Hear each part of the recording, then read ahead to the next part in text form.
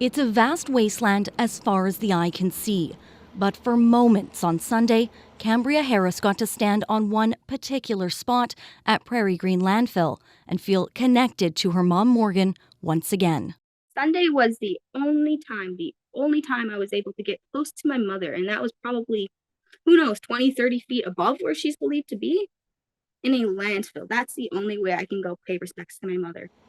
But she insists it will not be her final resting place. Give her to me so that I can give her a proper ceremony. I can light her a proper sacred fire and do all the necessary steps to make sure that she goes to the spirit world. That reality now feels more within reach. The Assembly of Manitoba Chiefs says it's been told no waste has been dumped in that area of interest since June, where it's believed Morgan Harris and Marcedes Myran's remains are, two women believed to be victims of alleged serial killer Jeremy Skibicki. Harris says that information was withheld from the family until this week. They never said that they shut it down for that specific cell. And I think that's something that should have been announced to the public. Officers learned the women's remains may be at the Prairie Green landfill back on June 20th, more than a month after it's believed they were buried there.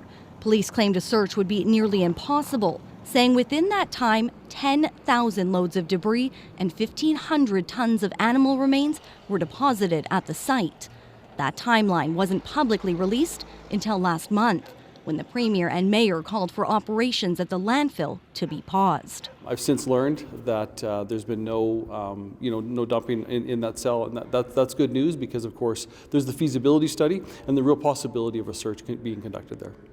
While Harris says it's positive news, she questions why the family was left out of the loop. They could have started searching. If they would have started this back in June when they knew their remains were there, they could have started searching by September, October before the ground froze over. The search committee says it's now submitted a proposal to the federal government to fund the study to search the landfill. That's expected to be done by the end of March. Brittany Greenslade, CBC News, Winnipeg.